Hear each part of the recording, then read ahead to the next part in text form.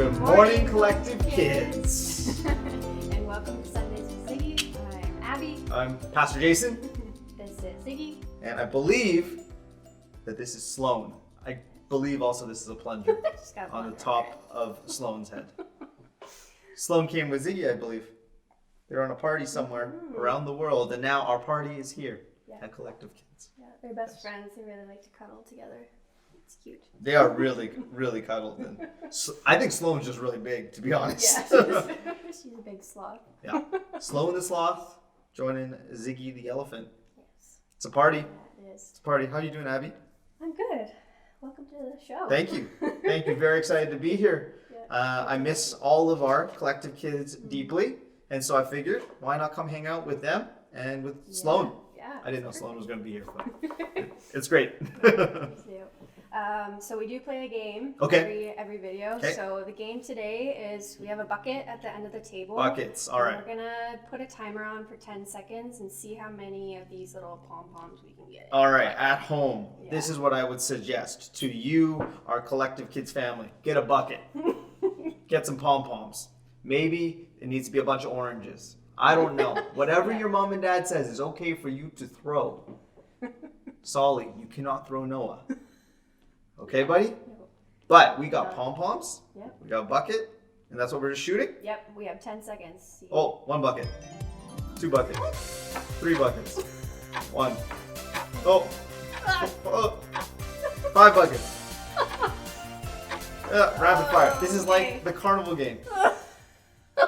Okay, 10 seconds is up. Let's see how many. You were a lot better at that than I am. So we have 3, 4, 5, 6, Buckets, 7, buckets. 8, 9. All right, just call me Steph Curry. Here we go. Pom-poms in the bucket.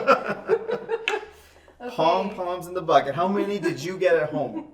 That's what we want to see. You got to message Miss Margaret and Miss Abby, and you got to say, I scored 6 Noahs, 4 oranges, and 2 Oreos.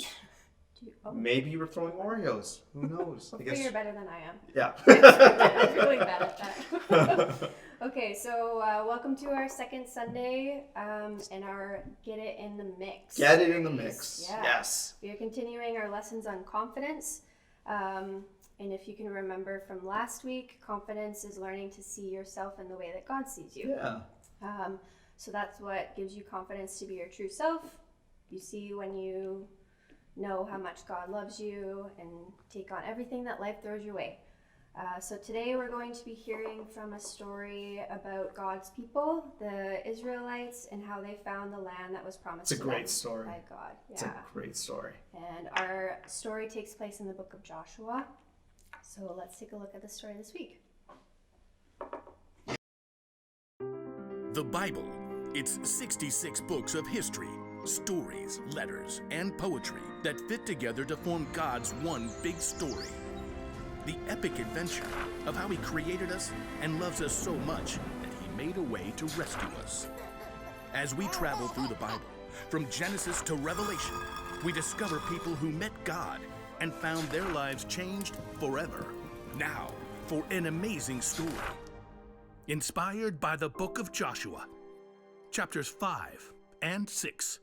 For 40 years, God's people wandered the desert. At last, they reached the land that God had promised them. Joshua led them to the edge of the rushing Jordan River. The priests will carry the ark of the Lord. The ark was a beautiful chest that reminded the Israelites that God was with them. As soon as the priests step into the Jordan, it will stop flowing. Sure enough, as soon as the foot of the first priest touched the edge of the river, the waters parted. God's people crossed on dry land, just as God had led them through the Red Sea 40 years before. God did this so that all the nations on earth would know that He is powerful. Soon after, the Amorites and Canaanites living in the land had heard what God had done. Fearful, they retreated back to their towns, including the high-walled city of Jericho. Oh, great. Like, how do we fight them now? God will show us the way. That evening, Joshua left camp and snuck toward Jericho. The walls loomed impossibly strong. So tall. As he turned, Joshua saw a man standing nearby holding a sword. Who are you? Are you on our side or the side of our enemies? I have come as the commander of the Lord's army. Joshua knelt down, face to the ground. What message does my Lord have for me? Take off your sandals. The place you are on is holy ground. Joshua tugged off his shoes. I have handed Jericho over to you. Joshua listened carefully as the Lord delivered a message, a battle plan unlike any other. Wow. Okay, we'll do it, Lord. Joshua called for the priests. Get the Ark of the Covenant, and I need 7 of you to march in front of the Ark with trumpets. Sorry, just warming up. Joshua gathered the army too. Time to move out. Like, do we get to attack now? March around the city. Just, like, go in circles? Some of you march ahead of the Ark of the Lord, and the rest of you march behind. Can we at least shout and stuff? Hey, Jericho, you guys smell like cheese! Don't give a war cry or raise your voices until the day I tell you to shout. But the priests must blow their trumpets. Forward, march! The entire army, including the priests, marched one time around Jericho, just as the Lord had instructed Joshua. Now can we get them? Back to camp, men. We march again tomorrow. The next morning, the Israelites marched around the city once again. And then on day 3, once again on day 4, not to mention day 5, and once again on day 6. We march again at sunrise. I have blisters. At dawn on the 7th day, the army and priests formed their strange parade once more. But this time, once they finished marching around the city one time, Joshua called out, Keep marching! Again? My feet are killing me. The Lord has told me we must march around the city 7 times today. On the 7th time around, the priests blew a long blast on their trumpets. Now shout! The Lord has given you the city!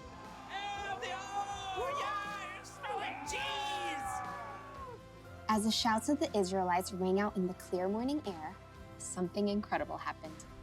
The massive walls of Jericho began to tremble. The gates shivered and quaked. Jagged cracks ran through the heavy stones. Rocks began to tumble from the tops of the walls. Little rocks, large stones, giant boulders, until at last the walls collapsed, crashing in on themselves. The ground quaked, and plumes of dust burst into the air. As the air cleared, the Israelites stared in amazement. The city of Jericho stood wide open. Take the city!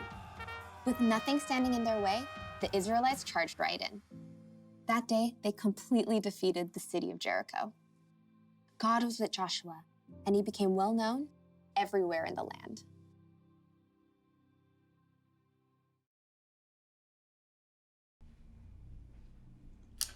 That was an epic story. Yeah, it is a great story. I remember growing up when I heard the story of Joshua marching around the walls of Jericho. I thought about marching, and I marched, and my parents told me to stop marching. I hope you were marching along with Joshua. There is an amazing, I don't know, do you guys still watch VeggieTales? I remember VeggieTales growing up, that there was a Joshua story from VeggieTales. There were peas involved, and they're talking about silly little peas marching around the walls of Jericho. Anyways, there was peas and pickles and tomatoes, and when I think about it now, it's a little bit odd, but maybe you like them just like we do.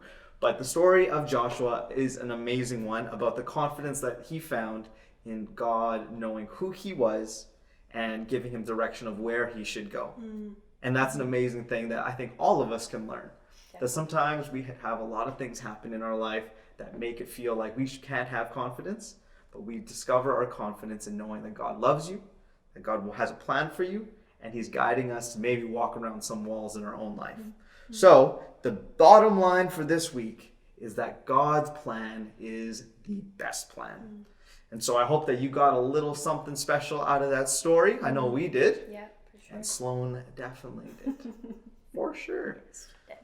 Let's just finish up here. The battle plan that God gave to Joshua might have seemed strange to others, and maybe this seems strange to you, but there always is a great plan that God has for us to discover. And so this week, talk about maybe the plans that God has for your life. Maybe with your mom, with your dad, with your brother, and your sister, asking them maybe there is a greater plan that they know could be something that God is directing you towards. So we hope that you have a great week discovering God's plan for your life. Yeah, we really love you guys and we miss you a lot, and we can't wait to be together again soon. But until then, we will Catch you on the flip side.